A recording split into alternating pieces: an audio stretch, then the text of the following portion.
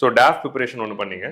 Next ஹாபிஸை கரெக்டாக வச்சுங்க. How did you improve your communication? Like you said that அந்த Tamil to இங்கிலீஷ்ல யூ ஹேட் தி ப்ராப்ளம். ஏன்னா mind Tamil யோசிக்கும், ஆனால் இங்கிலீஷ்ல அதை சொல்லணுங்கிறப்ப அந்த கேப் இருந்தது. இங்கிலீஷ்க்கு என்ன பண்ணீங்க, எப்படி இம்ப்ரூவ் பண்ணீங்க? ஏன்னா நீங்க சொல்ற answer it's needed for a lot of people are வாட்சிங். ஸோ ஃபர்ஸ்ட் வந்து எனக்கு மார்ச்ல வந்து இன்டர்வியூ ஷெட்யூல் ஆச்சு. So I had 3 months. நான் எப்படி பிளான் பண்ணேன்னா என்னோட ஃபிலிம்ஸ் ப்ரிப்பரேஷன் ஸ்டார்ட் பண்ணிட்டேன். ஜனவரி ஃபுல்லாக சீரியஸாக ஃபிலிம்ஸ் தான் நான் ப்ரிப்பேர் பண்ணிருந்தேன்.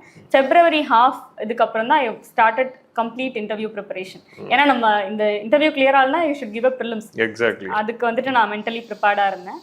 ஸோ என்னோட ரூம்மேட்ஸ் வந்து கூட ஒரு 5 பேர் இருக்காங்க. ஹேமா, நிஷா, மேரி, ஸ்னேஹா, ஓவியா.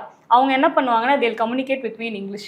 தப்பா இங்கிலீஷ் பரவாயில்ல, இங்கிலீஷ்ல மட்டும் தான் பேசுவோம். ரூம்மேட்ஸ் எல்லாரும் இங்கிலீஷ்ல தான் பேசுறீங்க. 3 மாசமா இங்கிலீஷ்ல. நாங்க எப்படின்னா ஒரு கொஞ்ச நேரம் எங்களோட டைம்க்கு வச்சுப்போம். அட்லீஸ்ட் ஒரு half a day வந்துட்டு எங்களுக்கு டவல் கோ தப்பே கிடையாது. கம் ஈட் லஞ்ச் அப்படிதான் போயிட்டு இருந்துச்சு சார். அண்ட் அந்த பசங்க எனக்கு என்ன பண்ணுவாங்கன்னா தேல் ஆஸ்க் மீ क्वेश्चंस. எங்க எதை பார்த்தாலும் வந்து क्वेश्चन கேட்பாங்க. What is your lunch? அவங்க வந்து தோசை கொண்டு வந்துட்டு மார்க்கெட் மீ திஸ் தோசா அப்படிம்பாங்க. அவங்க என்ன வேணா கேட்கலான்ற உங்களை டார்ச்சர் பண்ணதா கேள்விப்பட்டேன். அது டார்ச்சர்னு அப்ப எனக்கு தோணுது. அது இல்லைன்னா என்னோட கம்யூனிகேஷன் ஸ்கில் கண்டிப்பா இம்ப்ரூவ் ஆயிருக்காது.